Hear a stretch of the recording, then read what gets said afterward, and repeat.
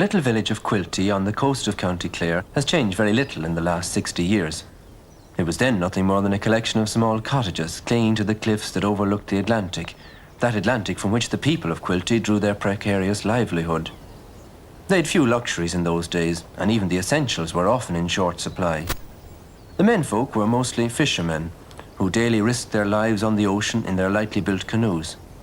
Those who remained on land still lived by the sea, collecting the seaweed that was cast up on the rocky shore and spreading it out to dry.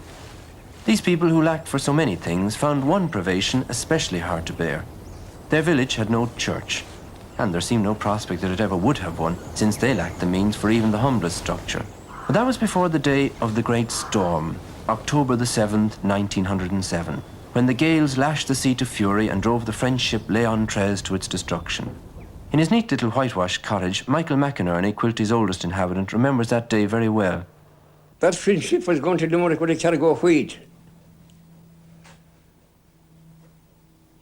And the night turned bad, and she missed them out of the Shannon, the river Shannon below. And she came on the northern side of Lewford behind. She came on the Clare side of it, and all along Heather by the cliffs, all along Heather, around Mutton Island, around them two rocks that you see outside there. Many ships have been wrecked on these reefs, including, it said, some of the proud galleons of the Spanish Armada.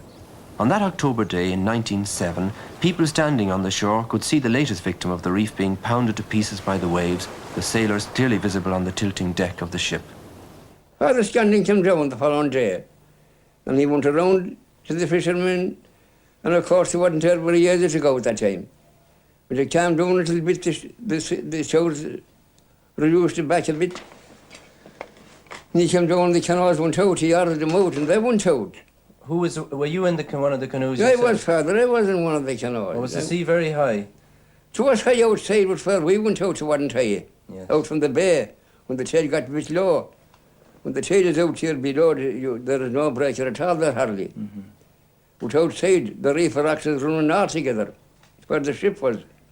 Well, were the people on shore afraid that the fishermen might be killed going out? There was inside, and the shore was packed up with women and men and everybody. Strangers and all was there. Around the parish they were out, coming down looking at the ship. So they went out all right, and they left the ship in. Could you see the Frenchmen on the ship from... Oh, you could, Father, you could see them on the ship. Were they shouting? There was a Radharc bubble standing up. They couldn't go any other part of it. What happened to canoes on the way out? Any accidents with them? There was one of them capsized. Were the men injured in it? No, they was only put in the water. They was taken again. They weren't there 10 minutes when they was taken. Their comrades was abroad. Only for that they'd be drowned. Because some of them had no swim. I know. Well then, how did you get out to the reef itself? How did we get out to the reef? Out by canoes. Mm-hmm. So we couldn't go to any other way. Were you able to get right up to the boat? Oh, no, Father, within 200 or 300 yards of it. How could you get up near the boat? If we got near the boat, the sailors needn't ever go swimming in, try to make their life out. Oh, no. About 300 yards from where the canoes was to the ship. So the Frenchmen, they swam into the canoes? Swam in along to just within a few yards of the canoes, and they took them then on board. And to one tell you stick it a winter's day in the month of October, to stick the water. The Quilty rescue was accomplished without the loss of a single life, and it received, naturally, widespread publicity. A public subscription fund for the brave rescuers was suggested, but the people of Quilty preferred to use the money for the building of a church for their village. Collections were made in Clare and throughout the whole country, and the foundation stone was laid in July 1909. The church was finished and opened with a mission in the autumn of 1911. Over the door was placed a stone tablet inscribed with the names of the men who took part in the rescue operation. What did the Frenchmen do when they got home? Did they show any thanks for their... I didn't hear that. We didn't get nothing out of them anyway. Even in the middle, we didn't get out of them. Is that right? Not one threepenny bit, just small enough. How many men went out on the rescue in the end? Well, there was 4 canoes altogether there. There was 9, 10, 11, 12 men. 12 men.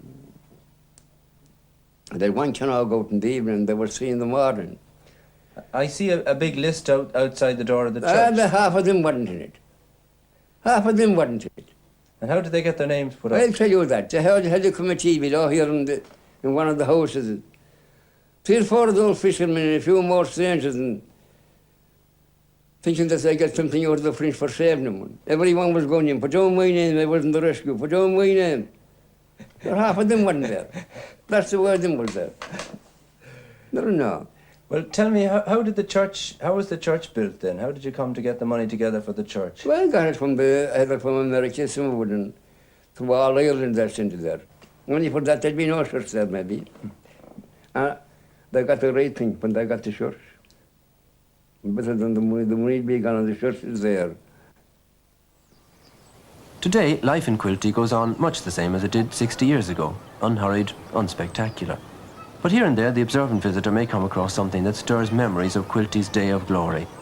There's the unusual name of the local hall, called after the French ship, Léon XIII. And there's the Sanctus bell on the steps of the altar in the little church, which is none other than the ship's bell of the Léon XIII, the only thing that was salvaged from the wreck.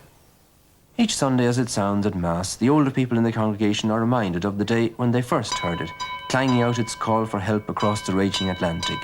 And they remember the storm to which they owe their present church, the ill wind that blew them nothing but good.